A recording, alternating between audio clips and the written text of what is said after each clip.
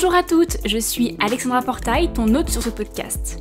Bienvenue sur Éclosion par Hygiène de Vie podcast. Si tu es arrivé par hasard, eh bien sache que le hasard n'existe pas.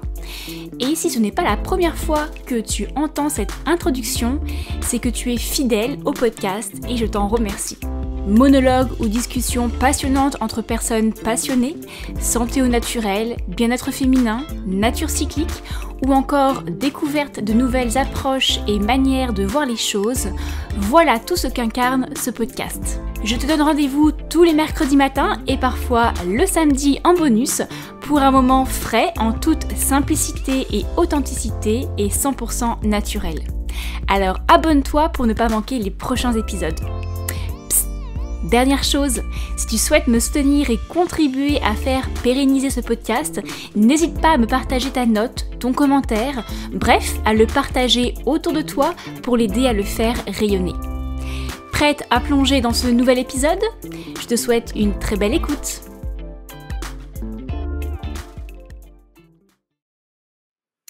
Bonjour et bienvenue dans ce nouvel épisode du podcast Éclosion par Hygiène de Vie. J'espère que vous allez bien.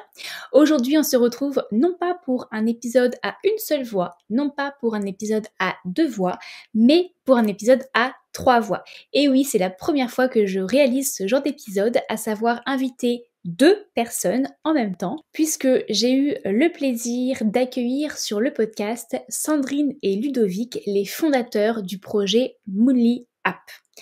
Avec Sandrine et avec Ludovic, nous avons parlé de contraception hormonale, à savoir par exemple la pilule, contraception non hormonale, le stérilet en cuivre, et également les contraceptions naturelles, à savoir les méthodes d'observation du cycle, la méthode Billings, mais nous avons passé beaucoup de temps à parler essentiellement de la symptothermie. La symptothermie, en quoi ça consiste ? Comment la pratiquer? Quelles sont les peurs autour de ça? Comment remédier à certaines contraintes? Comment l'aborder en couple? Bref, un tas de questions que j'entends très souvent autour de cette technique. Et nous avons également beaucoup parlé d'une application, à savoir l'application Moonly App qui permet d'aider les femmes à pratiquer et à vivre l'observation de leur cycle via la symptothermie. Bien entendu, je ne vais pas vous en dire plus pour le moment et je vous laisse vous plonger dans la conversation du jour en compagnie de Sandrine et de Ludovic. Mais avant, place à l'instant dédicace. Je souhaiterais mettre à l'honneur aujourd'hui l'une d'entre vous, toi qui as peut-être laissé ton commentaire, soit sur Apple Podcast, soit sur Spotify, peut-être via Instagram ou encore en m'envoyant un email à l'issue de ton écoute d'un épisode précédent. Aujourd'hui, je laisse place à Sandra qui m'a laissé son commentaire sur Instagram au sujet de l'épisode numéro 92. Bonsoir Alexandra, j'ai adoré votre dernier épisode de podcast avec Élodie Leclerc. J'aime son idée d'approche corporelle pour libérer le corps et le mental. Bonne continuation, hâte d'écouter la suite. Eh bien, merci beaucoup à toi, Sandra, d'avoir pris le temps de laisser ton commentaire. Je suis également très heureuse d'avoir pu enregistrer ce genre d'épisode avec Élodie, puisque nous partageons une passion commune pour la danse. Et nous avons vu ensemble comment la danse pouvait être un outil formidable de guérison et de santé, aussi bien physique qu'émotionnelle. Donc, si tu ne l'as pas encore écouté, je t'invite à aller l'écouter dès à présent, juste après l'épisode du jour. Et surtout, je te mettrai le lien de l'épisode en barre de description pour que ce soit plus simple pour toi de le retrouver.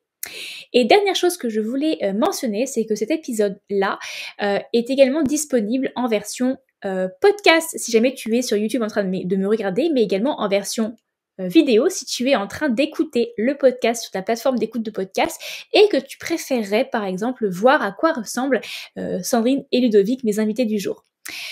Allez, sur ce, j'arrête de bavarder et je te laisse te plonger dans ma conversation avec Moonly App.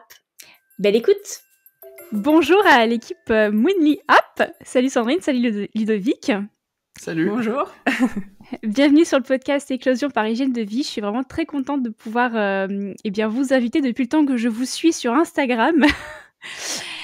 Alors, avant de commencer, petite question rituelle du podcast. Et du coup, j'ai l'honneur d'avoir 2 réponses aujourd'hui. Prenez le temps de bien réfléchir à la réponse.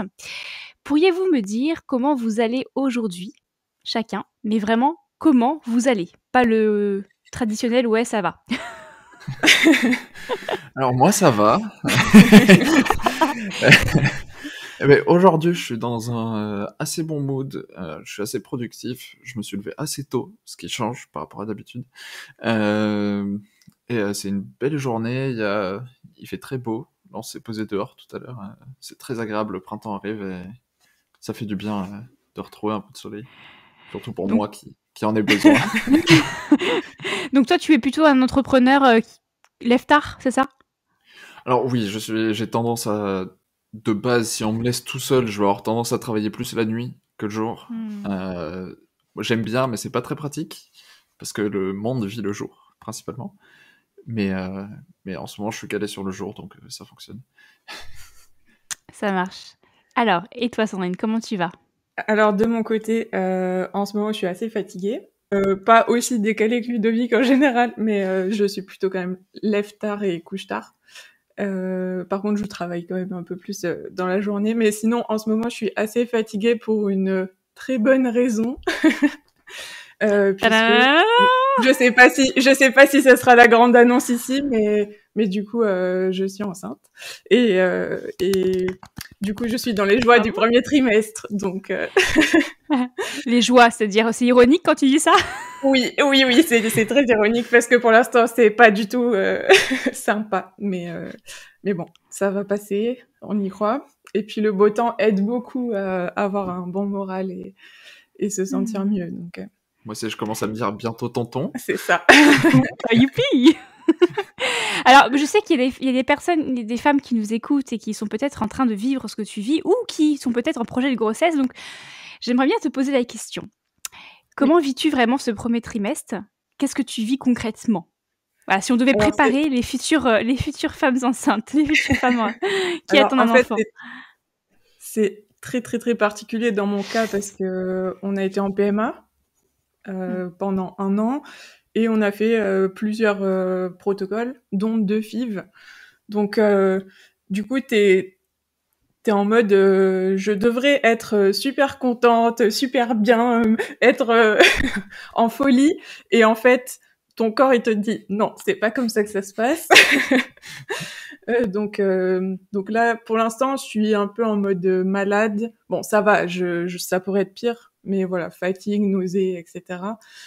Et psychologiquement, c'est assez dur. Donc là, j'en suis à peu près à je vais rentrer dans le 3e mois bientôt, d'ici une semaine, je crois. Et j'ai beaucoup de mal à réaliser, en fait.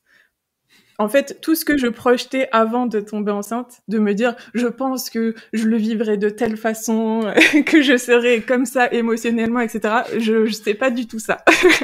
Donc, je pense qu'il faut pas trop s'attendre à quelque chose et laisser aller, quoi. C'est comme l'entrepreneuriat, tu crois que tu te lances dans un truc et c'est pas du tout ça, c'est très différent.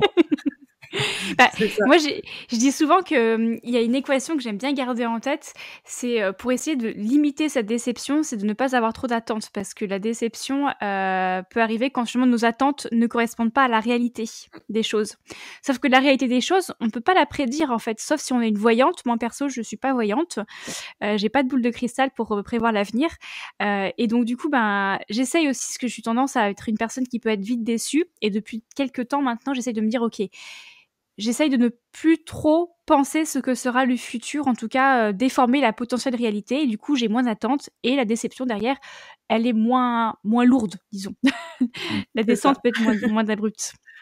Bon, là, Bon, c'est en tout pas cas, une déception, mais en tout cas, c'est juste que je me disais, je serais, enfin, je me sentirais déjà un peu «maman poule» entre guillemets pendant la grossesse et tout ça. Et en fait, pour l'instant, c'est pas du tout ce que je suis en train de vivre. mmh, Donc, pour l'instant, je navigue entre qu'est-ce qui se passe, je me sens normale, j'ai pas du tout l'impression d'être enceinte. Et d'un autre côté, j'ai quand même les symptômes et les quelques examens que j'ai pu faire qui me disent que si, mmh. tout est bon.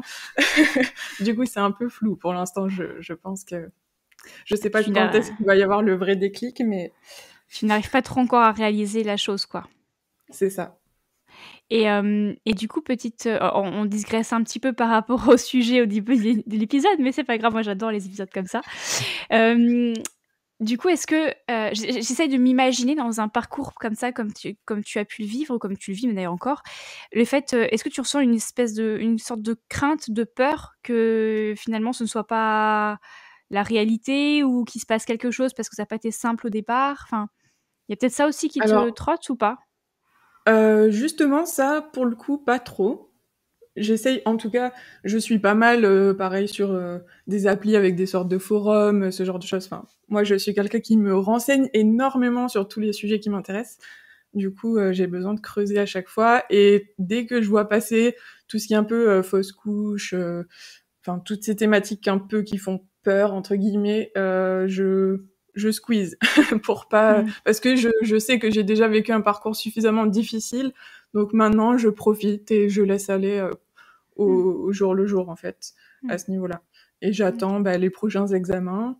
Et enfin, au fond de moi, je sens que tout va bien. Donc, en fait, je laisse ce ressentiment s'exprimer. Prospérer. C'est ça. Bon, en tout cas, toutes mes félicitations. Bravo à toi et à ton conjoint. Alors, on va refermer la parenthèse de la PMA. Par contre, effectivement, je pense que ça peut être un sujet qui peut être intéressant. Donc, si vous qui nous écoutez, vous êtes intéressés pour savoir un peu comment ça se déroule et avoir un retour d'expérience, eh bien, n'hésitez pas à nous le faire savoir. Peut-être qu'on pourra faire un épisode toutes les deux, Sandrine, sur ce sujet bien spécifique de la fertilité et du parcours PMA. Voilà. Avec grand Si plaisir. ça te branche. Pas de souci. Alors, autre question rituelle de début, après 10 minutes d'enregistrement déjà. J'aime bien demander quel est l'objet qui nous représente le plus. Donc, à savoir toi, Sandrine, est-ce que tu as un objet là, qui te vient en tête et qui te représente le plus, pour continuer à en savoir un peu plus sur toi? On parle d'un objet physique? C'est plus simple à imaginer, mais c'est pas obligé. Les règles sont très flexibles chez Hygiène de Vie. Ok. Non, mais de toute façon, j'avais pas d'idée en tête, mais un objet qui pourrait me représenter.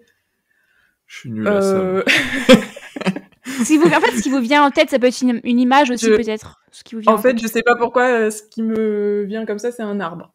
D'accord. Voilà. Non, mais parce que j'adore la nature et je sens que au fur et à mesure que je prends de l'âge, en fait, je ressens ce besoin d'être plus proche de la nature et de m'éloigner un peu de toutes des villes un peu trop bétonnées et ce genre de choses. Et je trouve que les arbres, c'est quelque chose qui est magnifique.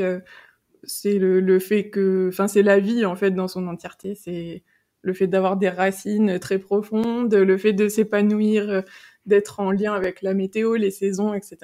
Voilà. Tu ne savais pas forcément pourquoi ça te venait en tête, mais finalement, tu as plein d'explications. Ouais, je sais pas. Mais j'ai sorti ça comme ça, hein, là, pour le coup. Et toi, Ludovic? Moi, alors, en objet, c'est compliqué. En animal, je dirais le paresseux parce que j'adore dormir. Mais On a bien compris.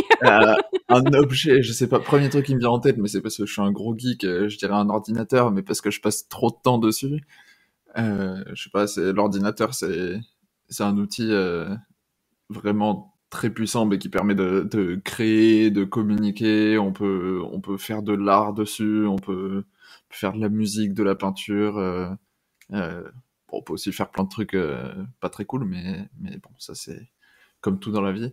Mais je pense que c'est un bon bijou technologique qui est très intéressant.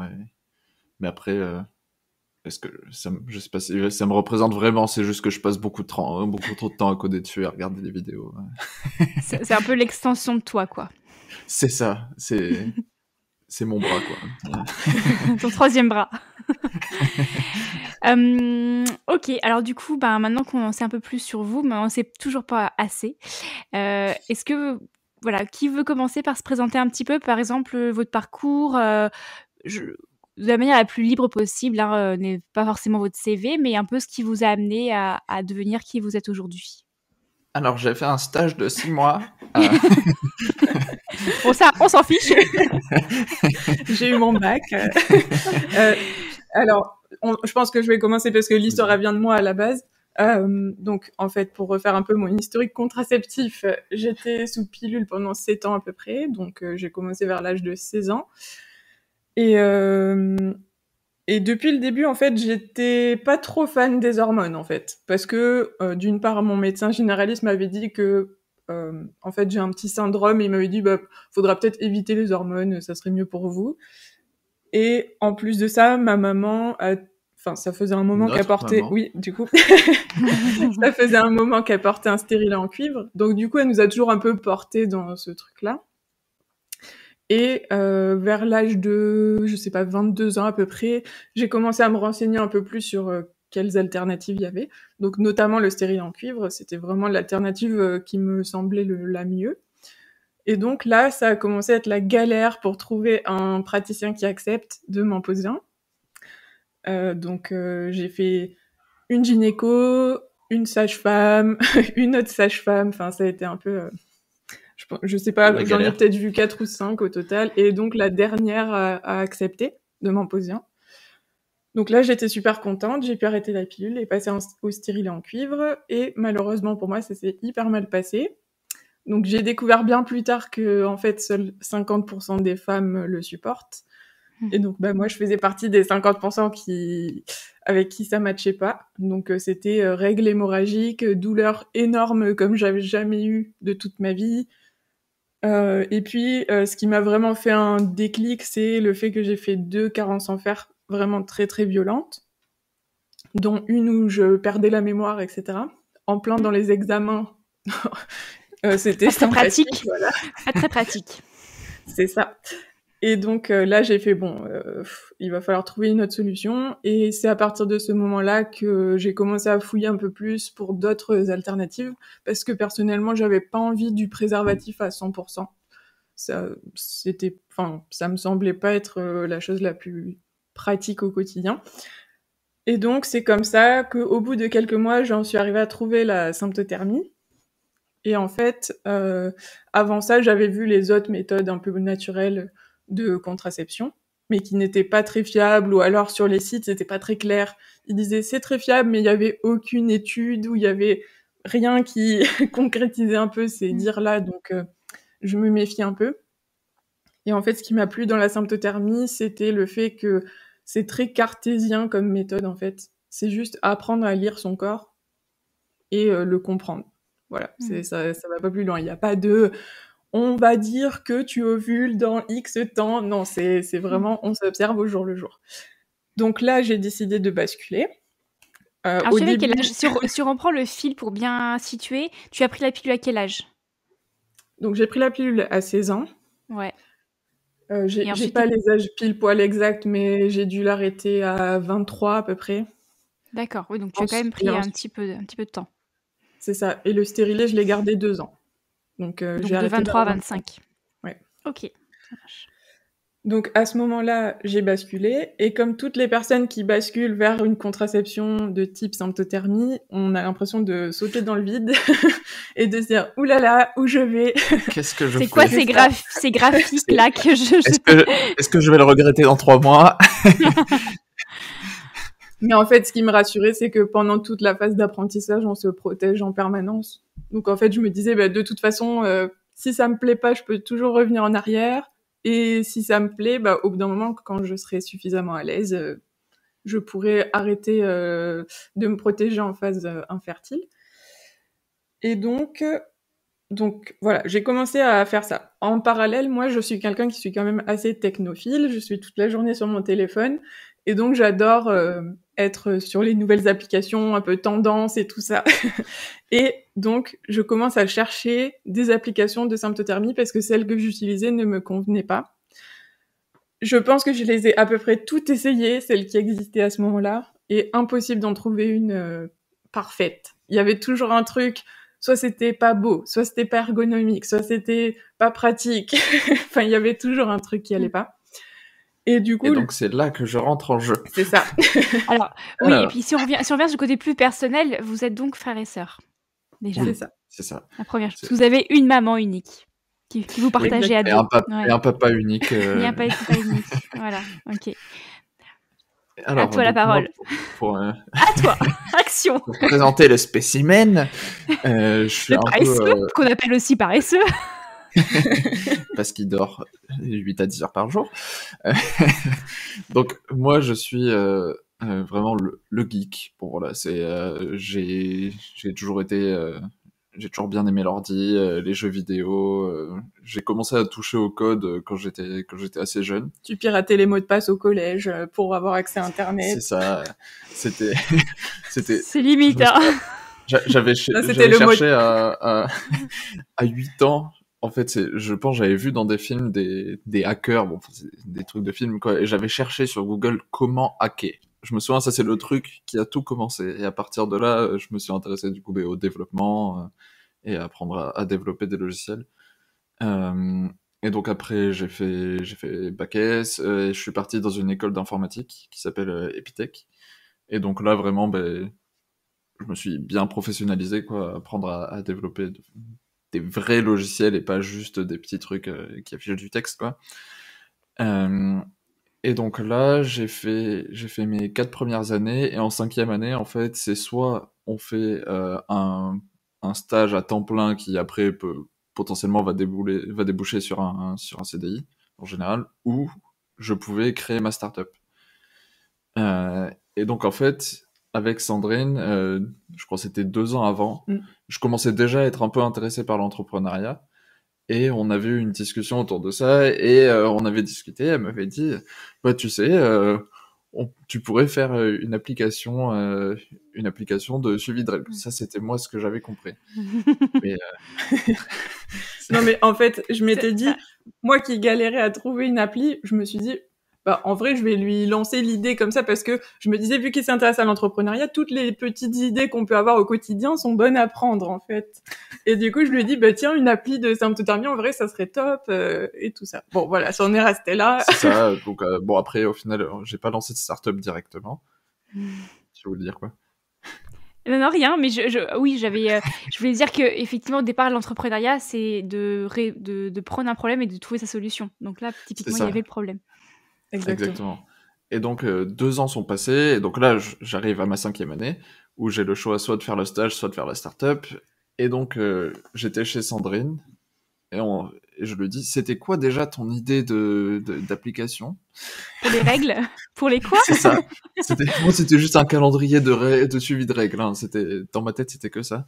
Et donc, on a discuté, et au bout de, je pense, 2 heures, on a été en mode, ok, bah allez, on se lance, on crée une entreprise, on commence à faire les formalités. Non, juste avant, on ne s'est pas lancé comme ça non plus, mais c'est que moi, en fait, j'ai fait mes études dans le domaine de la comptabilité, gestion, finance, et du coup, tout ce qui est un peu business plan, savoir si une entreprise va être rentable potentiellement, etc. C'est un peu mon domaine d'expertise à la base. Et du coup, j'ai monté un petit business plan en 10 minutes, et on s'est dit, bah, en vrai, il y a de quoi faire un beau projet et avoir ça peut aider. Enfin, vraiment monter une vraie entreprise, quoi, pas simplement faire ça juste pour le fun. Et voilà. Et voilà, et c'est comme ça que Mouli est né, et donc ça c'était en 2019. 2020. Janvier. 2019. Non, juste avant le confinement. C'était 2019. 2020. 2020, le confinement. Ouais. Pardon, oui, on est en 2022. Pardon. Oui, il y a eu un monde parallèle entre les deux. C'est vrai que là, j'ai dormi entre-temps. J'ai dormi pendant 1 an, c'est pour ça. Le paresseux a hiberné. Oui, donc 2020, voilà, donc ça c'était en 2020, juste avant le confinement. On a créé l'entreprise littéralement, je crois, enfin officiellement l'entreprise était créée 1 semaine avant le début du confinement. Okay. Donc, c'est ça. Et donc Sandrine, quand tu as eu cette idée de monter un projet autour d'une application qui suit le cycle, la symptothermie, tu avais déjà, au-delà de ta propre expérience, tu avais déjà fait un peu une analyse de marché, tu avais déjà des retours d'autres femmes qui ressentaient la même problématique que toi, ou tu allais un petit peu la fleur au fusil en disant bon, j'ai eu le souci, donc ça devrait pouvoir aider d'autres femmes? Alors, en fait, donc moi déjà depuis le départ, je suis sur pas mal de groupes Facebook qui parlent de ces sujets-là. Donc arrêt de pilule, symptothermie, etc. Donc du coup, je voyais qu'il y avait quand même un bon vivier au moins chez les francophones. Après, je m'étais pas spécialement renseignée au niveau anglophone. Mais bon, j'imaginais que si les francophones, il y avait déjà une belle communauté. Potentiellement, chez les anglophones, il y en avait une encore plus grosse en général. Et en fait, ce qu'on a fait, c'est que donc on a commencé à faire les papiers un peu de l'entreprise et tout, mais en parallèle, on a fait un sondage sur ces différents groupes Facebook pour savoir un peu ce que les gens pourraient attendre d'une nouvelle application, et quelles étaient leurs attentes. Et en fait, leurs attentes recoupaient totalement avec nous, nos envies. Donc, c'est comme ça qu'on a fait un peu notre étude de marché au final. Ok. Alors, juste pour resituer aussi, vous avez quel âge respectivement? Alors moi, j'ai 29 ans aujourd'hui. Enfin, Moi, j'ai- pas aujourd'hui, mais Joyeux anniversaire. c'était en ce Je moment. savais pas. Que de nouvelles aujourd'hui. Tu l'as changé? T'as changé quand? Non, mais j'allais dire bientôt 30 ans, mais bon, je me suis dit, on va rester sur le 29. Et donc, moi, j'ai 24. D'accord, ok. Ça marche. Bah écoutez, merci pour cette belle et longue présentation bien complète. Je voulais revenir sur ce que tu disais, Sandrine, sur la partie ton expérience avant de rentrer vraiment dans le sujet de la symptothermie, pour expliquer un petit peu le cheminement également qui t'a amené jusqu'à la symptothermie. Donc tu as expliqué un petit peu, mais je voulais revenir vraiment sur la notion de stérilet, puisque tu as mentionné quelques petites choses. Déjà, tu as dit que le stérilet, tu avais appris que 50% des femmes le toléraient et 50% des femmes ne le toléraient pas. Moi, ce que je voulais ajouter comme petite précision, qui a, je pense, son importance aussi, c'est que on a beau être parmi aussi les femmes du groupe « Je tolère le stérilet » au départ, on peut aussi très bien, au fur et à mesure des années, ne plus forcément le tolérer. En tout cas, notre corps n'en veut plus, le rejette. Je le dis parce que j'observe beaucoup de femmes aussi qui optent pour le stérilet en cuivre et tout se passe bien et d'un coup elles sont face à plein de symptômes, mais en fait elles comprennent pas ce qui leur arrive parce que elles n'envisagent même pas la piste de l'éventuelle problématique avec le stérilet. Parce que le corps, il évolue et que notamment le stérilet quand même fonctionne sous base de micro-inflammation qui est générée et que l'inflammation, bah, au bout d'un moment, c'est une flamme qui aussi peut grossir et avec le contexte aussi d'hygiène de vie, etc., qui peut aller autour, ça peut prendre des ampleurs assez importantes et donc ce qui peut amener derrière à rejeter le stérilet, entre le corps n'en veut plus, ne le supporte plus, bien qu'au départ, tout allait très très bien. C'est aussi le même principe sur d'éventuelles intolérances alimentaires, etc. On a toutes des seuils, en fait, tous et toutes des seuils de tolérance sur certaines substances, certains objets. Et au fil des années, bah, ce seuil, Oui, on en peut fait, devenir il est intolérant. mangé. Voilà, il est grappillé et on peut devenir intolérant ou très sensible. Donc c'est aussi ça ce qui se passe pour le stérilet en cuivre. Donc c'est important aussi de garder à l'esprit pour les femmes qui nous écoutent que une solution à l'instant T n'est pas forcément une solution à l'instant T plus 1 ou plus 2, etc. Il y a Voilà. aussi, je sais pas si tu les avais vus passer, c'était fin d'année 2021, je crois. Il y a eu pas mal d'images de stérilés dégradés qui sont passées sur Instagram. Et moi-même, j'avais jamais vu ce genre d'image. Et on voyait bien que le cuivre, en fait, se détache au fur et à mesure du stérilet. Et donc, il y a une partie qui passe aussi dans le sang. Et donc, je pense que ça se cumule aussi. Bon, après, je suis pas professionnelle de ce milieu-là, mais il y a une partie dans le sang, etc. Et donc, les inflammations, elles sont... Enfin, ça entraîne des inflammations un peu partout dans le corps. Ouais. Alors le cuivre, ça fait partie aussi des oligo-éléments qui sont indispensables pour le corps, tout comme le zinc par exemple, mais aussi comme le fer, un excès est aussi néfaste qu'une carence. Donc effectivement, si derrière, en plus, on se complémente en cuivre parce qu'on a peut-être des carences, mais qu'on a un stérilet qui se dégrade, on a du cuivre aussi, des particules de cuivre qui se battent dans le corps, bah, tout ça peut venir engendrer certains symptômes et certains troubles de santé. Donc voilà, je voulais juste rebondir sur ce que tu disais, on fait partie de l'un des deux groupes. Oui, mais ça peut évoluer aussi. C'est fluide, Voilà. quoi. Bah, Ouais. moi, pour le coup, c'était très clair. À partir du premier cycle, ça allait pas. Donc, au moins... Mais c'est le cas aussi pour la pilule d'ailleurs. La pilule, on peut très bien avoir une pilule qui nous convienne à l'instant T et puis ça l'est plus après. Donc parce qu'on change tout simplement. Donc c'est bien aussi de se remettre en question sur nos moyens de contraception, sur la méthode et tout ça, et puis de s'observer pour être sûr que ça nous convient toujours à l'instant T en fait. OK. Alors du coup, est-ce que tu as eu une expérience particulière avec la pilule ou tu as juste, en fait, décidé de l'arrêter parce que, bah, c'était juste pas en accord avec toi et que tu voulais pas d'hormones de synthèse dans ton corps? Ou tu as eu d'autres, Alors, symptômes particuliers sur la pilule? alors ça, ce que tu dis, c'était le fond de ma pensée. Mais au-delà de ça, il y a eu pas mal de choses qui se sont rajoutées en effet secondaire. Donc la première chose, ça a été l'acné. C'est-à-dire que j'avais une acné légère à modérée avant de prendre la pilule, si je me souviens bien. Et en fait, cette acné ne s'est jamais arrêtée sous pilule. Donc bon, quand ça fait 7 ans que t'as de l'acné, au bout d'un moment, tu te dis, bon, à un moment donné, j'aimerais bien que ça s'arrête. Mmh. Donc il y a eu cette chose-là, et vraiment, ce qui m'a fait le plus gros déclic, c'est le manque de libido.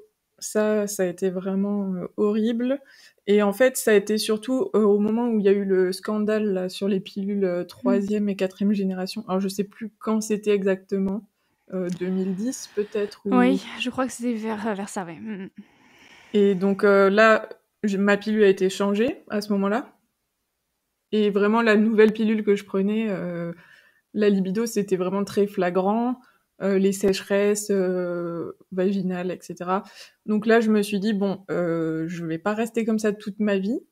Et en fait, ce qui me faisait le déclic, parce que je me disais, est-ce que c'est moi qui ai un problème ou est-ce que c'est vraiment la pilule? Parce que je savais pas vraiment comment était censée être ma libido, vu que je l'avais jamais vraiment vécu.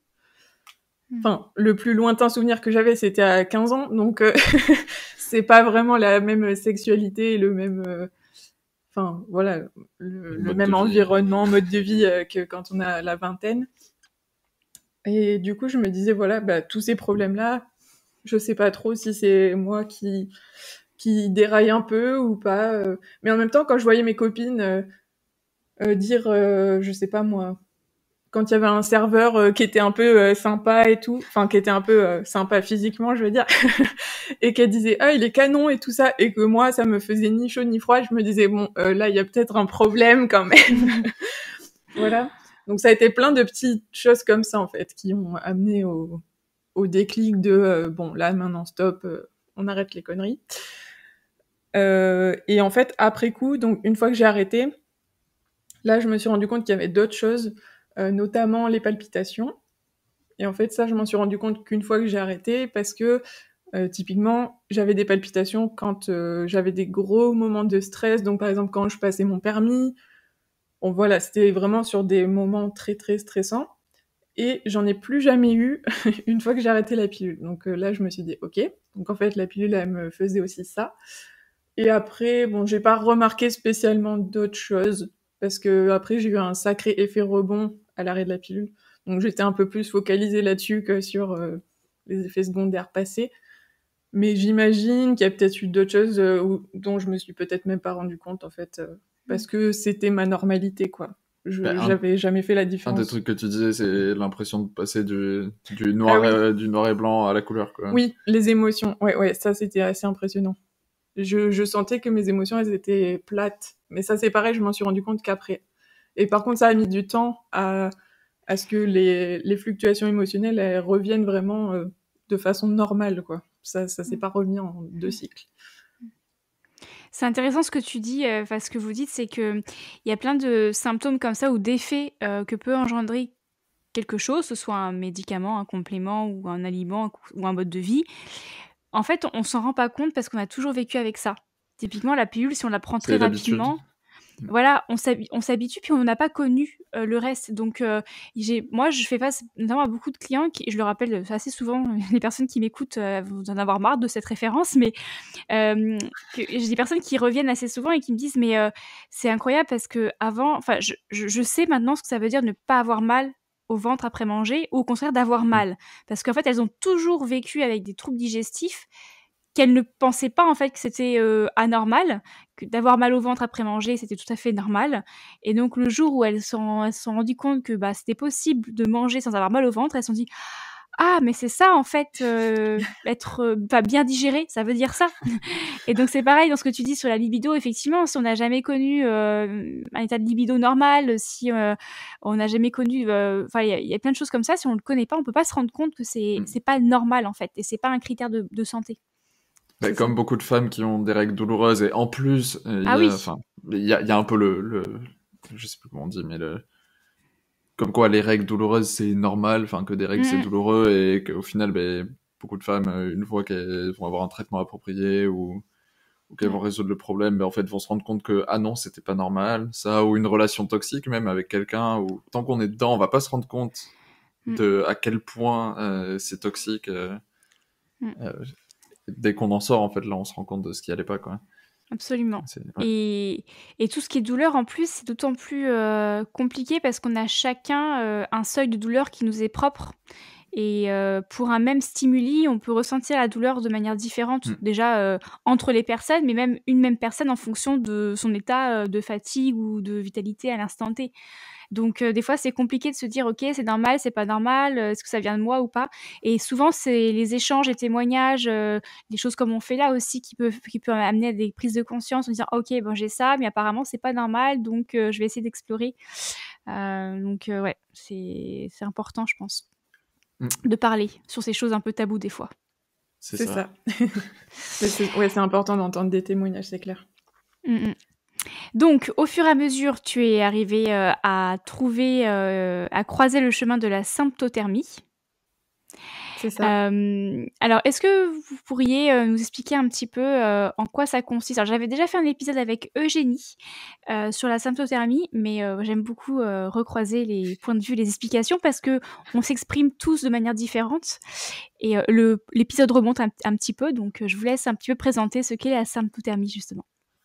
Alors, la symptothermie, c'est une méthode d'observation du cycle.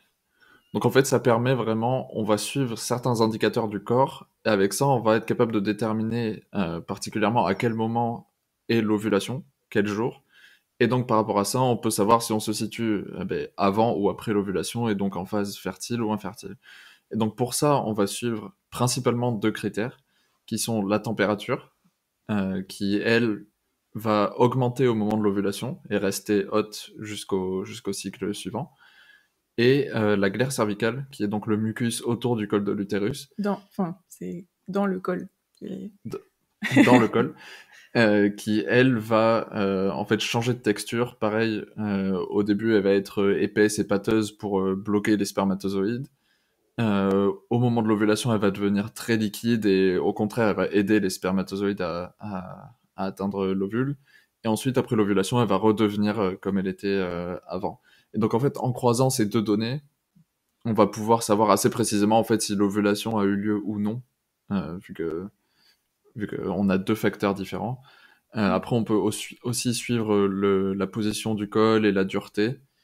Mais ça, après, c'est pas forcément nécessaire. Mais donc, en croisant vraiment tous ces facteurs, on arrive à obtenir une observation très fiable de l'ovulation. Effectivement, la palpation du col, c'est quelque chose qui est aussi assez fiable, mais c'est assez technique, ça demande une bonne Oui. connaissance de son corps aussi. On n'est pas Faut être à forcément toujours l'aise. prête. Ouais, tout à fait. Et ce En qui tout peut cas, être non, ce vas-y, qui peut être je t'en difficile, prie. ce qui peut être difficile avec le col, c'est qu'on n'a pas de visu en fait. C'est tout au toucher et au ressenti. Donc il faut déjà savoir le trouver et après comprendre ses différents mouvements au cours du cycle. Donc ça demande quand même pas mal de pratique. Alors que la glaire, c'est plus visuel et on peut avoir des moyens de comparaison avec des photos par exemple ou des petites illustrations qui nous aident à décrire. Et donc, la symptothermie, donc ça va être une méthode qu'on peut utiliser soit en contraception. Donc, en fait, ça va être pendant la phase fertile, il va falloir se protéger de façon standard, on va dire. Donc, soit préservatif ou des protections barrières, ou même de l'abstinence. Abstinence, ouais. Ou alors en conception. Donc là, en fait, ça va être vraiment, on va apprendre déjà un peu comment est le cycle habituellement, s'il est régulier, et on va apprendre en fait à voir les signes qui précèdent l'ovulation pour pouvoir vraiment cibler le moment le plus propice pour concevoir. Mmh. En tout cas, mesdames qui nous écoutez ou qui nous regardez, et même messieurs, vous voyez qu'un homme peut très bien maîtriser la technique de la symptothermie et vous aider à observer votre cycle, parce que je pense que c'est important de le rappeler que que ce soit la contraception ou la conception, c'est une affaire de couple en fait, c'est pas une C'est à affaire deux. que d'une personne. Donc nous, quand on est femme, on n'est pas avec notre calendrier menstruel ou notre fonctionnement dans la tête, on ne sait pas comment ça fonctionne. Donc au même titre qu'on l'apprend, l'homme peut aussi l'apprendre. Donc n'hésitez pas à partager aussi parce qu'on va le voir, on va rentrer dans le détail, mais la symptothermie, ça demande aussi une certaine rigueur, discipline de suivi. Et donc le fait de le faire à deux, quand c'est possible, hein, si vous êtes en couple, ça permet aussi de se décharger un petit peu et puis ça crée une sorte d'union aussi. Enfin, on pourra reparler de ça sur comment vous le vivez, vous, après, en tant que couple. Ah, pas entre vous, mais chacun, Oui, chacun de votre côté. Parce que je pense que ça peut être intéressant de montrer comment ça se passe. Ok, donc du coup, la symptothermie, si je résume, on suit 2 principaux critères parmi les 3, donc à savoir l'évolution de l'aspect visuel et au toucher de la glaire cervicale et la prise de température basale, donc qui est la température du corps au repos. C'est important de le signifier parce que justement derrière, il va y avoir un protocole de prise de température que vous allez nous expliquer. Et en croisant ces deux critères-là, on va pouvoir fiabiliser en fait le moment de l'ovulation, qui est le moment clé au final du cycle, parce que beaucoup de femmes beaucoup de femmes et moi y compris il y a quelques temps, on se focalise uniquement sur les menstruations. D'autant plus, moi je suis beaucoup de femmes qui sont à un stade d'aménorrhée et le focus c'est quand est-ce que je vais saigner, mais le souci généralement il n'est pas là parce que les saignements, en tout cas les menstruations, ne sont que la conséquence d'une potentielle ovulation ou pas. Donc c'est vraiment l'ovulation qui est important. Et la symptothermie permet vraiment de fiabiliser le moment de l'ovulation. Alors je me permets juste de faire le parallèle avec la méthode Billings, par exemple, qui est la première méthode que j'ai utilisée pour aussi me familiariser à l'observation du cycle. Alors j'ai commencé par ça parce que c'était simple, c'est-à-dire que je faisais pas de prise de température, j'avais juste à regarder ma culotte, en gros. Sauf que derrière, je me suis vite rendu compte. Alors après, je suis pas pour l'un ou pour l'autre des méthodes, ou pour l'une ou pour l'autre, hein, il y a chacun son expertise et son envie, mais c'est juste que finalement, l'observation de la glaire, pour moi, était vite limitée si on s'attardait uniquement sur l'observation de la glaire, parce que certes, la glaire cervicale, sa structure et sa consistance évolue jusqu'à devenir très très filante au moment de l'ovulation, et ensuite plus rien. Ça, c'est signe qu'il y a ovulation. C'est ce qu'on apprend dans la méthode Billings. En gros, c'est il y a un mode on-off. J'ai beaucoup de glaire cervicale et j'ai plus rien, donc ça signifie que la veille j'ai ovulé. Sauf que ça peut aussi arriver quand il y a eu une tentative d'ovulation qui a échoué. Et ça change tout, parce que ça veut dire qu'on va, même s'il y a saignement après, qui est potentiellement un saignement de privation et non pas une menstruation, eh bien ça veut dire qu'on reste dans le même cycle. Donc l'observation du cycle peut être un petit peu biaisée si on s'attarde uniquement, je trouve, à l'observation de la glaire. Alors après, dans la méthode Billings, il y a aussi potentiellement la palpation du col, qui peut venir aussi être un deuxième critère conjoint. Mais c'est comme ça que moi, je me suis que j'ai rapidement commencé à utiliser la symptothermie, parce que la prise de température, quelque chose, comme tu disais, Sandrine, un peu plus cartésien, finalement mesurable, ça rassure et ça permet de fiabiliser vraiment, je trouve, son suivi de cycle. Voilà, c'est ça. Mais ça a ses inconvénients aussi en termes de discipline, on va le voir. Autant on peut être un peu à tâtons sur la glaire cervicale, autant la température, le thermomètre, il va... enfin, du moment qu'on prend correctement sa température, il va pas être à tâtons, lui. Ça va être... Il n'y a pas d'interprétation possible. C'est un chiffre. Ouais, absolument. Alors justement, comment on prend sa température de manière à ce que l'observation soit la plus fiable possible ? Alors, la première chose, comme tu disais tout à l'heure, c'est que c'est la température basale. Donc, c'est la température au réveil. En fait, c'est la température la plus basse du corps au cours de la journée. Et donc, comme on est dans une méthode qui est scientifique, le but, ça va être de reproduire ce schéma-là tous les jours pour avoir la même donnée au même moment. Donc, en théorie, il faut l'apprendre à la même heure. Mais dans la réalité, on peut varier un peu. Après, ça dépend des personnes. Il y a des personnes qui seront plus sensibles que d'autres au changement d'heure. Donc après, c'est à voir avec une formatrice. De toute façon, voir une formatrice, c'est le meilleur truc que vous pourrez faire si vous démarrez la symptothermie. Même si nous, on fait en sorte de pouvoir commencer sans. Donc pour ça, il faut un thermomètre qui est un peu plus précis que ceux qu'on a d'habitude à la maison. Donc c'est des thermomètres qui ont 2 décimales. Donc ça s'appelle un thermomètre basal. Et il y a 3 modes de prise de température, soit dans la bouche, soit en vaginal, soit en rectal. Donc en fait, il faut choisir un mode de prise et s'y tenir, le conserver au moins pendant tout le cycle. Après, on peut changer sur un autre cycle si on le souhaite.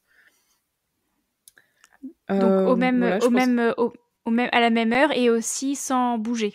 Et essayer d'éviter d'aller faire pipi avant. Oui, c'est ça. C'est vraiment au réveil, avant de se lever. Il faut... Parce que dès qu'on bouge ou dès qu'on se lève, le corps, il peut commencer à chauffer un peu plus. Le meilleur réflexe, c'est, comme Sandrine l'a expliqué, enfin, pas là, mais c'est mettre le thermomètre sur le téléphone. Comme ça, avant de prendre le téléphone, hop, on prend la température et après on scrolle. C'était ma technique personnelle.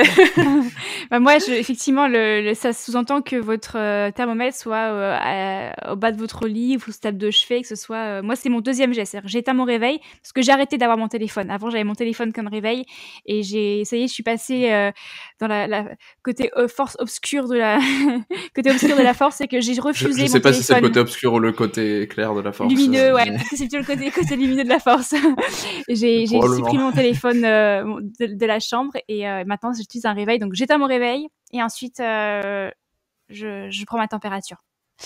Donc oui, c'est une discipline à avoir. Ouais. Pour rebondir, c'est pas, enfin après c'est tous les jours où il faut prendre la température. Donc en fait c'est la prise de température, faut la faire en gros à partir de la fin des règles jusqu'au moment où l'ovulation a été validée. Après ça, en fait, comment dire, enfin, les hormones vont faire que c'est ça. Une fois qu'on est en phase infertile, ça sert plus à rien. Bon, après, quand on débute, le mieux, c'est quand même de prendre sur tout le cycle pour bien voir ces variations de température. Mais après, une fois qu'on maîtrise, franchement, pour une personne qui a des cycles standards, d'une longueur à peu près moyenne, on va dire d'une 30aine de jours, la prise de température va être entre 10 et 14 jours max, quoi. Donc en gros, ça prend un tiers à la moitié du cycle grand maximum. C'est vrai que ce que je vois qui est recommandé par les formatrices ou ce que je peux recommander moi, sachant que je ne suis pas formatrice, c'est quand on débute la méthode, c'est d'être quand même rigoureuse. Donc c'est bien de comprendre pourquoi on le fait pour avoir cette discipline-là et être rigoureuse et prendre sa température tous les jours pendant 2, 3, 4 cycles, voire même après faire une lecture avec une formatrice pour comprendre son cycle et avoir comme un schéma type en fait de son cycle, voir la répétabilité de son cycle et pour mieux le comprendre. Et effectivement après, souvent ce que l'on dit quand on connaît bien son schéma type de cycle, c'est qu'on peut même jusqu'à vraiment, quand on veut vraiment être puriste, enfin quand on veut vraiment s'alléger la prise de température, mais ça demande vraiment d'avoir bien maîtrisé la symptothermie, c'est de prendre sa température quand on voit que la glaire commence à évoluer, quand on rentre vraiment dans la phase fertile, et là prendre la température jusqu'à à peu près J+3, J+4 post-ovulation, quand la température elle se stabilise et qu'on est sûr d'être dans la phase infertile. Et donc effectivement, la prise de température ne sert plus à grand chose. C'est ça. Mais bon, là, tu parles des personnes qui sont à au moins 1 an de symptothermie. Ouais. Absolument. C'est pour ça qu'il y a vraiment mais c'est pour donner de l'espoir aussi, c'est que oui, à l'instant T, moi je pense qu'on vous conseille d'être ultra rigoureuse, aussi bien sur le protocole de prise en température que sur votre régularité, tous les jours pendant au moins 3 cycles. Si possible de travailler avec une conseillère, enfin de faire au moins 1 ou quelques rendez-vous avec une conseillère pour résoudre tous les mystères, toutes les questions et voir les possibles erreurs qui pour moi, je dis toujours que la symptothermie, c'est comme passer son permis. En fait, ça demande un investissement au départ, que ce soit en énergie d'apprentissage, un petit peu financier, et puis après, une fois qu'on le sait, c'est pour toute la vie, en fait. Absolument. Voilà. Et plus on le maîtrise, et après plus on peut espacer les prises de température et plus la méthode devient finalement beaucoup plus légère parce que c'est devenu un automatisme et parce qu'on prend moins de température. Mais ça demande de l'expérience et comme vous le disiez, une analyse et une lecture avec une formatrice, une conseillère, ça permet vraiment de bien comprendre des fois les fluctuations de température qu'on ne comprend pas et donc d'en savoir aussi un peu plus sur son cycle et comment on fonctionne. Donc c'est un côté très satisfaisant aussi. Mais pour ça, Voilà. en fait, il y a des perturbateurs potentiels qui peuvent perturber la température. Et en fait, c'est Mhm. pour ça il y a une méthode qui existe qui est juste la méthode des températures. Et donc, qui a été très utilisée par nos grands-mères qui ont eu 5, 7 enfants. Bon, voilà. Donc, c'est pas forcément la méthode la plus fiable. Parce que justement, en fait, peut y avoir des perturbateurs comme genre une petite infection qui va créer un petit pic de fièvre et qui, si on prend que la température, pourrait ressembler à une ovulation. Et donc c'est là en fait justement que le fait de croiser plusieurs paramètres va vraiment permettre d'éliminer ces faux positifs en fait. Mhm. Alors Et justement, cas concret, je suis malade, j'ai la température, comment je peux faire? je note ma température comme d'habitude. Et si je sais que je suis malade, je note aussi que je suis malade surtout. Et en général, en fait, on a un système pour noter les températures perturbées. Donc nous, par exemple, dans l'application, c'est un petit Point d'exclamation. un petit point d'exclamation rouge. Et en fait, cette température, elle sera pas prise en compte dans le calcul de la courbe. Par contre, c'est hyper important de bien tout noter. Justement, est-ce que j'ai bu de l'alcool hier soir? Est-ce que je suis un peu malade? Est-ce que j'ai potentiellement de la fièvre? Bon, après, il y en a toute une petite liste.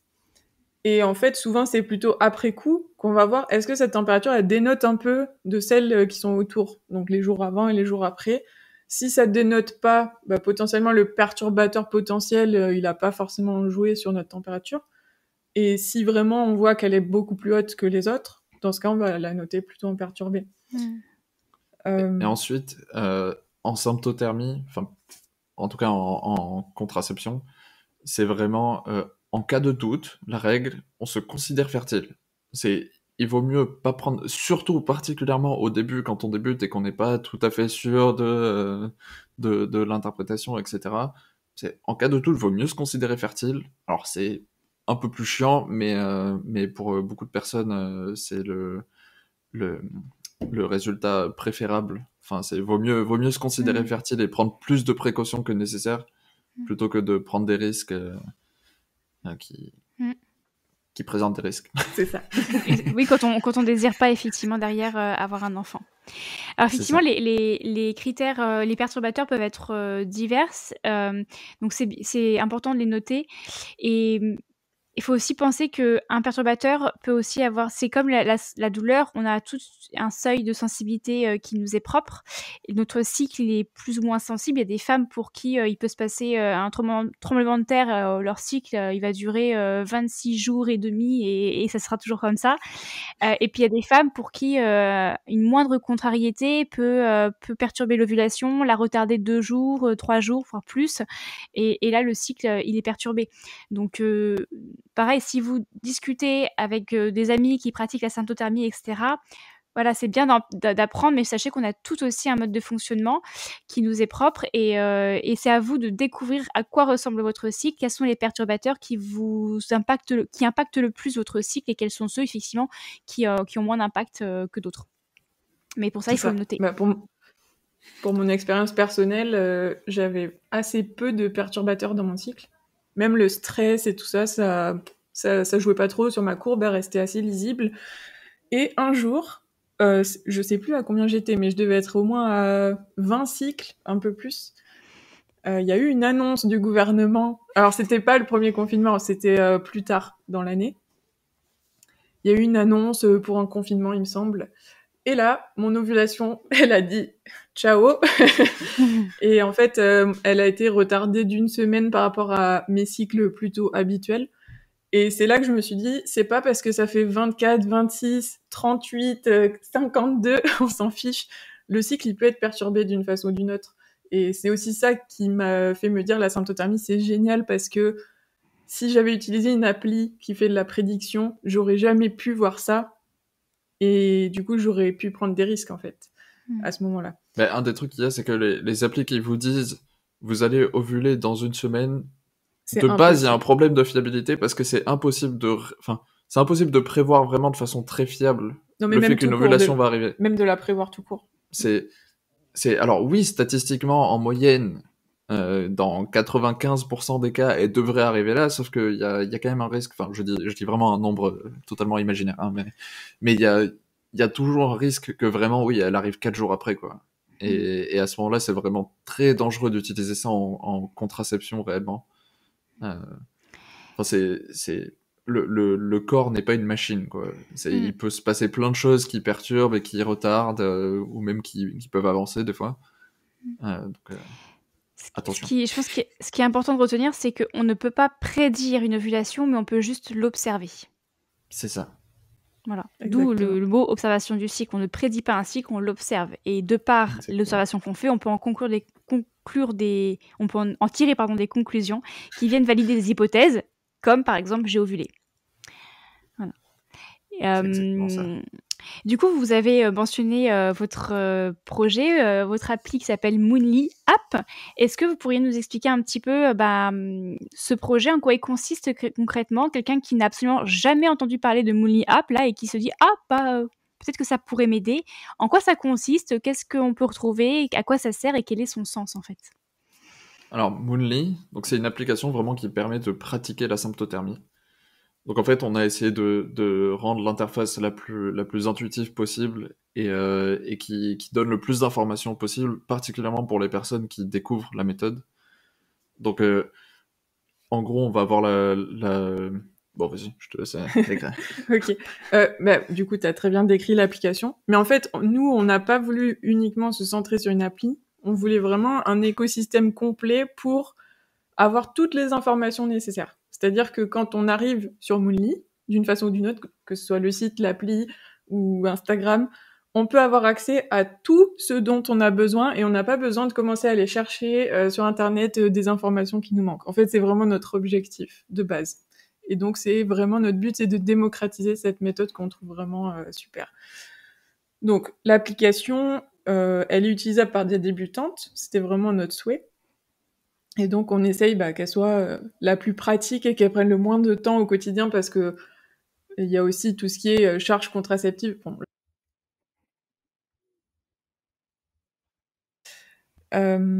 Et donc, on essaye vraiment qu'il y ait toutes les infos à l'intérieur. On ramène aussi vers des formations avec tout un annuaire de formation en symptothermie. On a aussi un listing des professionnels de santé, donc notamment en gynécologie, donc sages-femmes, gynécologues, qui connaissent la méthode, ou même qui la promeuvent. Oui, bon, qui en font la promotion. Donc on essaye vraiment d'avoir toutes ces informations-là. Et on a aussi un e-book qui est gratuit. Donc ça, c'est vraiment pour les personnes qui découvrent totalement. Et ça permet de comprendre. Donc ça va détailler un peu plus tout ce qu'on vient de dire là. Pour visualiser plus concrètement ce que c'est la méthode et de quoi on parle en fait. Donc concrètement, la femme qui décide, enfin une personne, la jeune femme ou la femme qui décide d'utiliser l'application pour s'aider, elle va tous les jours renseigner sa température et éventuellement les différents critères de perturbation qu'elle aura pu observer ou vivre. C'est ça? C'est ça. En fait, si on part sur une personne on va dire basique, on va pas parler des grands débutants ou des grands experts parce que sinon on est un peu sur les extrêmes, mais du coup oui, tu vas rentrer tes données sur la phase fertile en fait. Donc en général, on démarre à peu près tous vers le jour 6 du cycle et puis ça va jusqu'à la fin de l'ovulation et la validation. Donc comme je disais tout à l'heure, ça prend on va dire une 12aine de jours en moyenne d'observation. Et donc, on va pouvoir rentrer sa température, sa glaire, son col, si on veut. Et après, il y a plein de petites choses en plus qui sont intéressantes à suivre, typiquement les petites douleurs, les petits symptômes. Par exemple, on peut avoir un peu d'acné avant l'ovulation ou avant les règles. Ça peut être plein de petits signaux. Alors, ces signaux-là, c'est pas ceux qui vont faire la fiabilité de la méthode. Hein. La fiabilité, c'est bien température et glaire. Mais par contre, c'est plein d'indices complémentaires qui vont permettre de lire plein de choses au niveau du cycle. Par exemple, s'il y a des choses qui se répètent, imaginons une douleur à la poitrine à chaque fois après l'ovulation, ça peut être des signaux, toi tu sauras mieux dire que nous, mais au niveau hormonal, peut-être il y a un déficit sur une hormone ou à l'inverse un surplus d'une autre hormone. Donc en fait, tous ces petits signaux, ils viennent permettre d'interpréter encore plus globalement le cycle. C'est ça, on va pouvoir donner du sens à ces choses qui ça se trouve, avant arrivaient et c'était juste ah, bah j'ai mal. Bizarre. Voilà, terminé. Ce que je trouve génial, effectivement, dans ce que vous proposez et jusqu'où vous amenez les femmes, il y a 2 vertus derrière. C'est que la première, c'est que ça nous permet, en tant que femmes, non pas seulement de suivre sa température, mais de prendre conscience des différentes choses que l'on vit autour du cycle et ce que le cycle peut impacter, mais ce qui peut aussi impacter notre cycle. Donc, prendre conscience pour mieux se connaître et potentiellement derrière agir pour essayer de voir comment on peut améliorer les choses.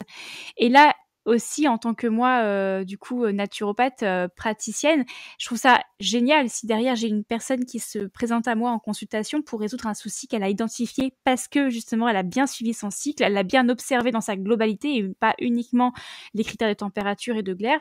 Parce que derrière moi, je vais avoir tout un travail de détective avec plein de questions et je vais poser des questions auxquelles souvent les femmes n'ont pas de réponse parce que tout simplement elles n'observent pas ce que je leur demande en fait. Et ce qui est normal, c'est tout à fait logique, on nous apprend pas. Et donc de venir avec ce carnet de plein de réponses, plein d'informations, ça permet dès le premier rendez-vous d'avoir déjà, pour moi en tout cas, une cartographie globale de la personne et d'essayer de faire des liens et potentiellement avoir des conseils beaucoup plus pertinents aussi. Donc aussi bien pour vous prendre conscience des choses, c'est bizarre, j'ai toujours mal au sein droit, ou alors j'ai toujours de l'acné au moment de l'ovulation, mais ça part, est-ce que ça me dérange? Oui, non. Ça me dérange ou c'est toujours récurrent, j'ai envie d'agir, donc je vais peut-être consulter quelqu'un, mais je viens avec des éléments déjà de réponse qui vont permettre derrière d'avancer plus efficacement, en tout cas. Donc, Et il y a aussi tout l'aspect émotionnel. Donc nous, pareil, en plus des symptômes, etc., il y a tout ce qui est humeur. Donc ça, moi, j'ai découvert ça vraiment avec l'observation du cycle. Le fait que au cours du cycle, nos émotions, elles évoluent énormément. Et après, bon, ça va dépendre d'une personne à l'autre, mais majoritairement, ce qu'on peut observer, par exemple, c'est que vers l'ovulation, on va être beaucoup plus en forme, très tonique, prête à faire 10 000 choses, etc. Et quand on passe en phase lutéale, donc c'est après l'ovulation, là, on commence à se renfermer un peu plus sur nous-mêmes jusqu'au moment des règles. On est moins ouverte aux autres. Enfin, il y a plein de petites choses comme ça. Il y a aussi les aspects créativité qui reviennent à certains moments du cycle. Et en fait, c'est hyper impressionnant même, je trouve, de voir tout ça sur nous-mêmes parce qu'on se dit, waouh, c'est souvent des choses qu'on n'avait pas forcément remarquées avant. Et c'est vraiment le fait de les suivre qui fait que on se rend compte qu'on est hyper cyclique et que ça, oui, c'est ça. Oui. Et aussi, ça permet même en couple d'aider notre partenaire à comprendre pourquoi à certains moments on va être plus comme ça, à d'autres moments on va être un peu différente et plus dans tel mood émotionnel, ouais. Moi, je trouve que l'observation du cycle devrait être une technique officialisée de la CNV, donc de la communication non violente. Parce que ça fait vraiment partie de ça, en fait. C'est mieux comprendre, comme la PNL aussi, on parle de tout ça, mais mieux comprendre l'autre, en fait, ça permet aussi de mieux accepter. Donc, déjà pour soi, mais aussi pour l'autre. Donc, du coup, tu as parlé du couple. C'est intéressant, c'était ce vers quoi je voulais vous amener tranquillement pour terminer l'échange. Alors, vous, comment vous l'appréhendez justement dans votre couple, si vous êtes en couple tous les deux? Sandrine, j'imagine que tu es en couple. Ludovic, je ne sais pas, mais comment vous appréhendez déjà, toi, peut-être Ludovic, en tant qu'homme, comment tu l'appréhendes, toi? Peut-être juste parler au tout début du projet. Ce qu'on avait dit. Tu veux que je dise? Vas-y. Ok. En fait, dès le début, ça a été un de mes premiers trucs parce que moi, typiquement, c'était ce qui me manquait dans les autres applications que j'avais testées. C'était le fait de ne pas pouvoir partager aux partenaires toutes ces informations-là, en fait. Et j'étais là, c'est pas possible. Enfin, ok, je passe sur de l'observation de mon cycle, c'est génial et tout, j'apprends plein de trucs, mais j'ai pas de moyen de le partager à mon partenaire à part de lui expliquer à l'oral, en fait. Ou de lui montrer mon téléphone, mais il va rien comprendre. Et du coup, ça, c'était un truc hyper... que j'avais dit à Ludovic, il faut qu'on mette un accès partenaire dans l'appli, c'est obligé, pour que le partenaire ait accès à toutes ces informations-là, sans qu'il y ait forcément besoin d'en discuter. Mais par contre, ça permet après d'en discuter plus facilement. Et en plus, ça permet de... J'ai plus le mot. De partager la charge. Ouais, mais c'est-à-dire que on va parler sur des couples hétéros, mais que l'homme, il peut prendre en charge le fait que, tiens, on est en contraception, donc quand c'est marqué fertile, on se protège. Donc c'est moi qui prends la charge d'acheter les préservatifs, par exemple, et je sais qu'à ce moment-là, il faut le mettre. C'est pas la femme qui va devoir tout le temps dire « Ah, je suis en phase fertile, faut qu'on se protège ». C'était vraiment tous ces aspects-là, c'était hyper, hyper important pour moi. Voilà, je te laisse. Mais ça vient vraiment sur le sujet de la charge contraceptive, où aujourd'hui, c'est énormément sur la femme, mais principalement parce que c'est elle qui porte l'enfant. Sauf que dans la plupart des couples, quand il y a un enfant, l'homme, je pense, se sent quand même impliqué, et ceux qui ne veulent pas d'enfant, ça les embêterait quand même pas mal. Donc en soi, en fait, tout le monde est quand même assez touché, et donc c'est assez important de partager la charge dans le couple, et que les deux en aient conscience et en aient la responsabilité. Et après, la deuxième chose, en fait, c'est que du coup, moi, vraiment, j'ai plongé dans ce milieu qui est la symptothermie, et c'est à la fois passionnant et à la fois révoltant, en fait. C'est passionnant parce que c'est un sujet vraiment très intéressant et qu'il y a beaucoup de choses à découvrir, et c'est aussi révoltant à quel point les gens, donc à la fois les hommes et les femmes, ignorent au sujet du cycle, dans le sens où, en fait, je pense que la plupart des personnes qui connaissent la symptothermie diront que au final, c'est pas le concept lui-même est pas complexe. Ce qui se passe, c'est assez basique à suivre même, et c'est vraiment révoltant que ça soit pas plus appris, particulièrement aux femmes à l'école, et que les femmes n'aient pas une connaissance plus approfondie de leur corps, parce que vraiment, toutes les femmes qui débutent la symptothermie au début sont un peu perdues, et après une fois qu'elles comprennent, en fait, c'est presque évident, quoi. Et c'est voilà, c'est en tant qu'homme, ça me révolte que les femmes ne connaissent pas autant, et voilà.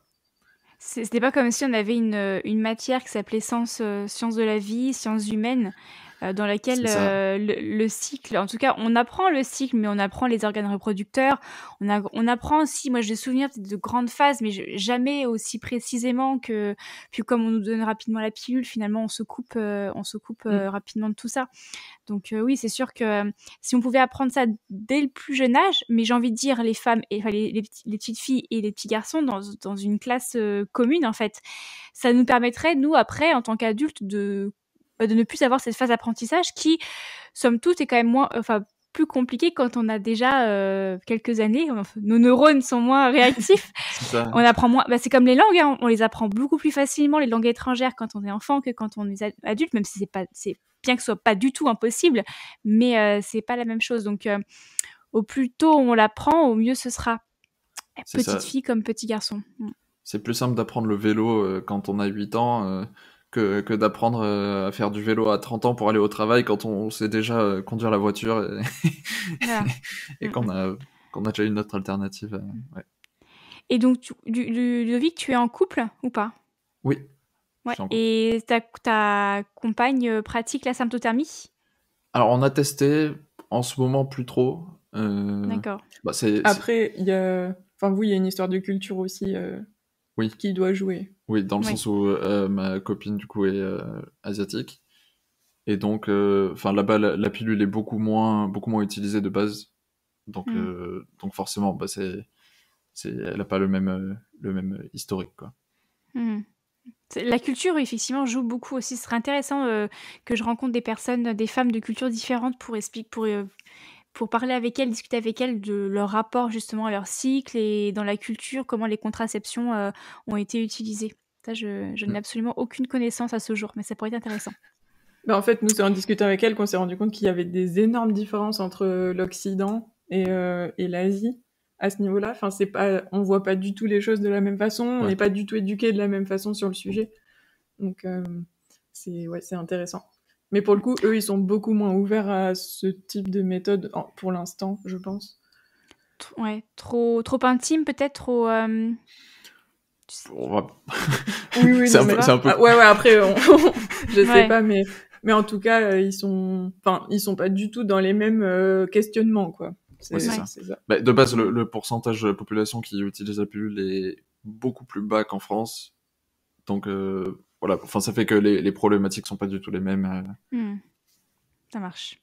Et toi, Sandrine, le même environnement. donc, Toi, tu pratiques la sanothermie, forcément. C'est ça. Bah, plus maintenant, mais oui. Voilà, plus maintenant. Et comment ça avait été accueilli par ton conjoint? Bah, ça a été bien accueilli.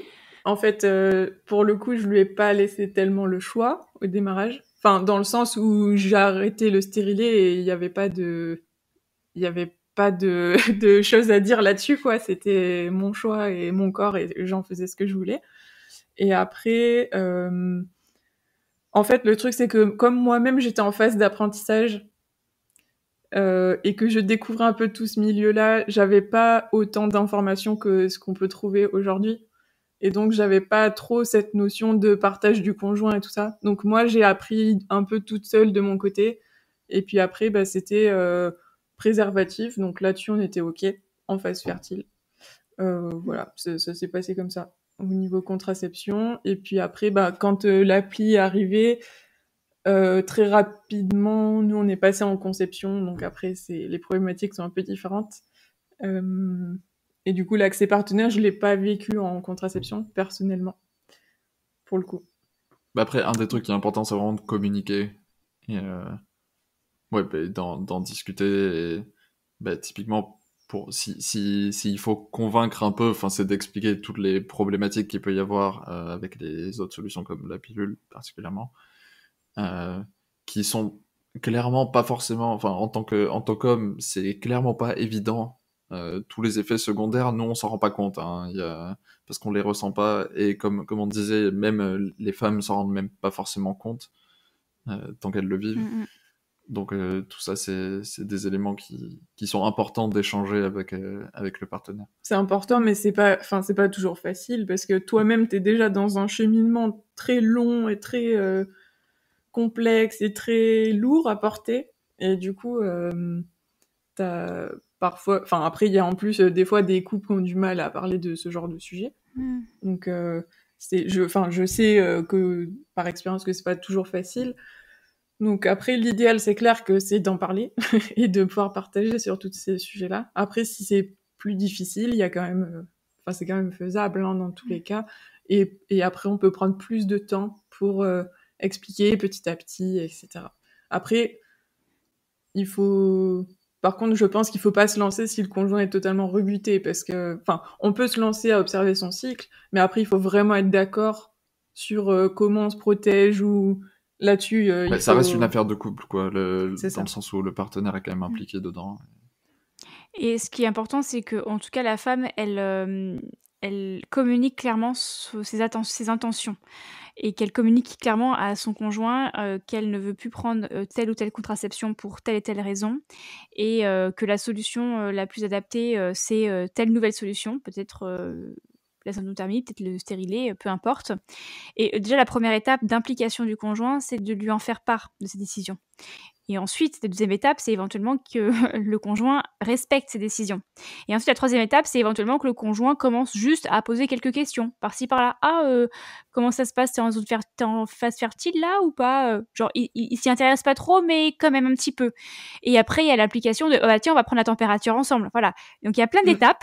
C'est pas dit c'est pas obligé de vivre toutes les étapes. Par contre, ce qui est, je pense, très important, c'est la première, c'est savoir vraiment communiquer à son conjoint, parce que dès qu'on communique, on se décharge déjà mentalement. On enlève déjà une certaine pression, une certaine responsabilité parce qu'il est au courant.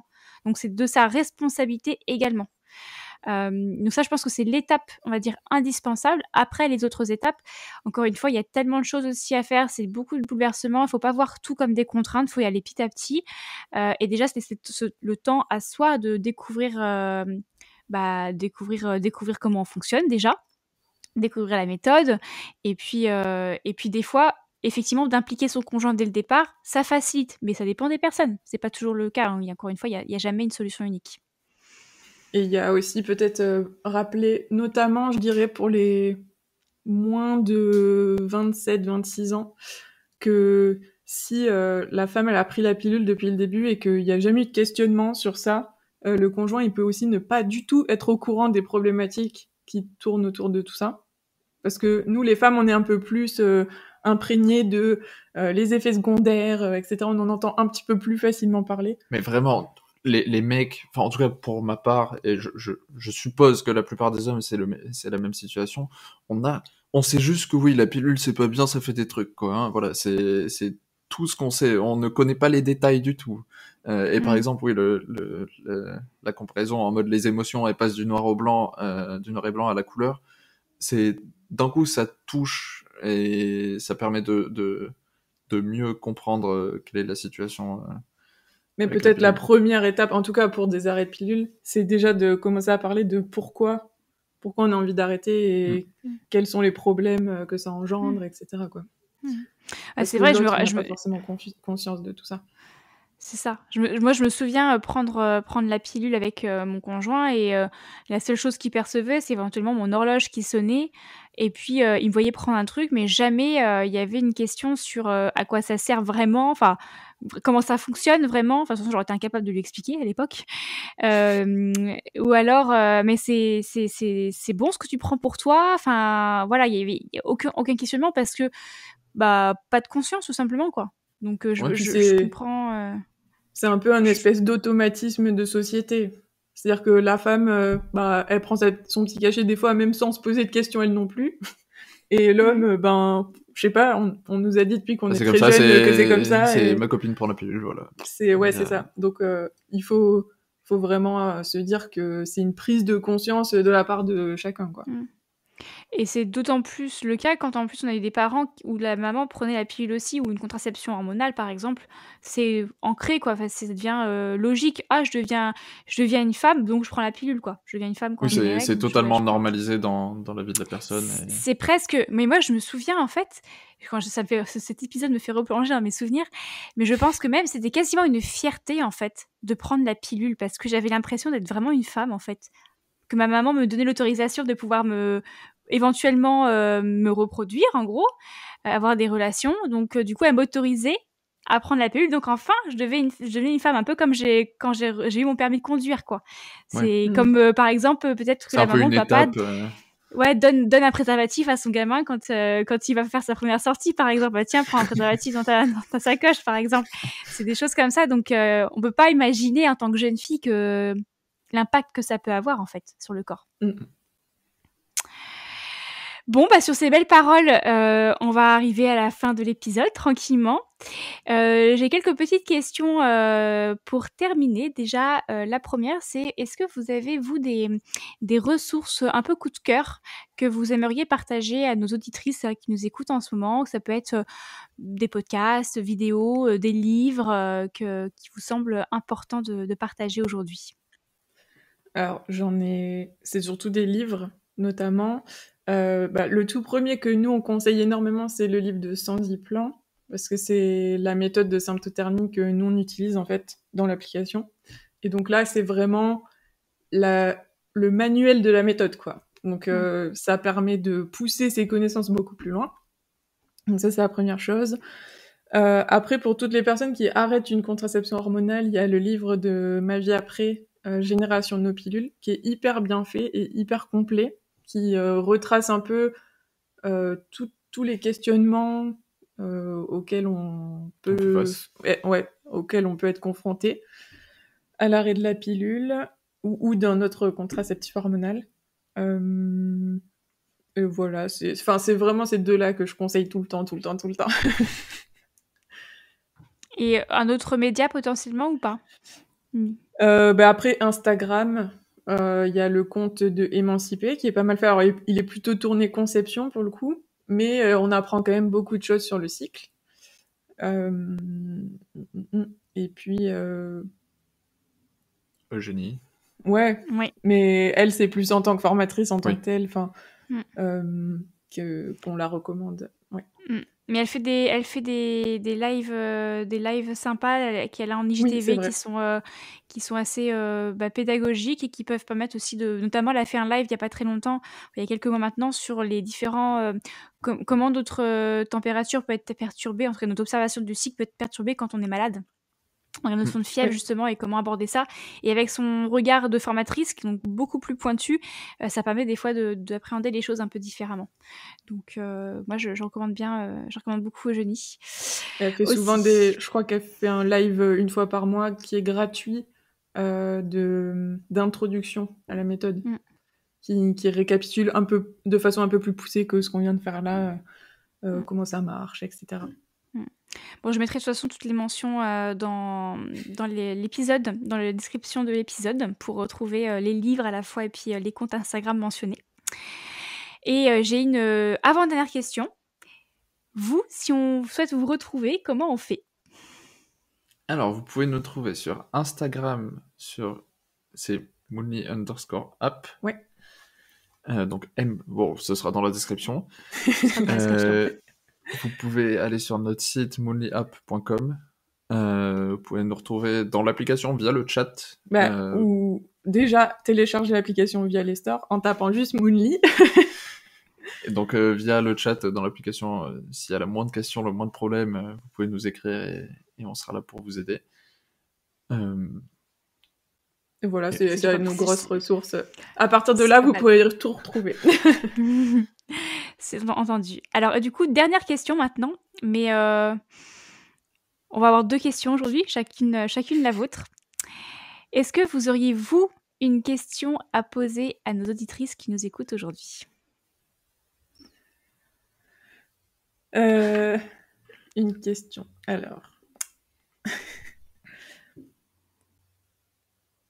Moi, je dirais, c'est une question qu'on se pose très souvent, c'est qu'est-ce qui vous fait peur dans le fait de débuter l'observation du cycle ? Parce que nous, ça nous aide aussi, en fait, au niveau de notre travail à débloquer toutes ces peurs. Parce qu'en fait, c'est totalement normal d'avoir peur quand on démarre. On a toujours peur de ce qu'on ne connaît pas. Je suis très nul pour les trucs comme ça. Oh, ça peut être quelque chose sur un autre sujet. Hein.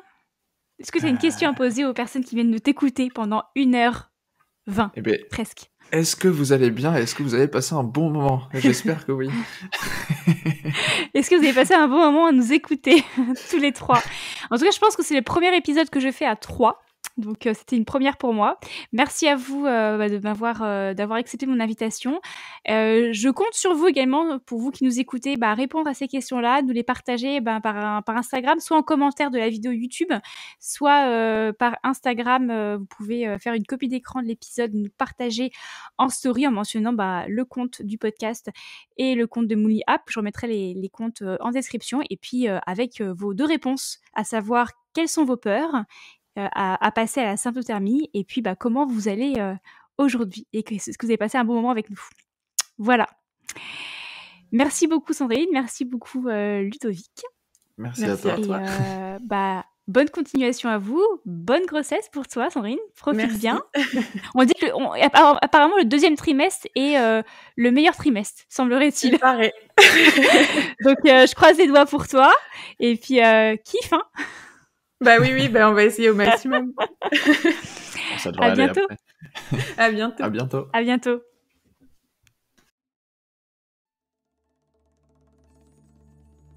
Si tu entends ces quelques mots, c'est que tu es resté jusqu'au bout de cet épisode.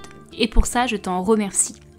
Retrouve tous les éléments mentionnés dans son article disponible sur mon site internet hygiène-de-vie.fr avec le chiffre 2 dans la section blog et podcast. Sache que tu peux aussi me retrouver lors d'accompagnements individuels naturaux pour travailler en profondeur sur ton hygiène de vie, mais aussi sur ta santé féminine, cycle naturel, arrêt de la contraception, volonté de grossesse ou encore troubles du cycle. Un programme 100% audio à suivre en toute autonomie est aussi disponible pour t'aider à arrêter la pilule contraceptive en toute sérénité et ainsi t'aider à te réconcilier à ton cycle naturel. Enfin, je t'ai concocté une belle petite boutique naturo hygiène de vie avec des e-books et mini-guides, un livre papier auto-édité Plus jamais malade ou encore une carte cadeau pour offrir un peu plus de santé au naturel à l'un de tes proches. Tous les liens sont en description de cet épisode. Et pour terminer, n'oublie pas de partager cet épisode le plus largement possible et à me laisser ton commentaire et une note 5 étoiles sur ta plateforme d'écoute. Si tu ne le peux pas, envoie-moi juste un petit mail qui me fera chaud au cœur. En attendant, je te donne rendez-vous mercredi prochain pour un nouvel épisode.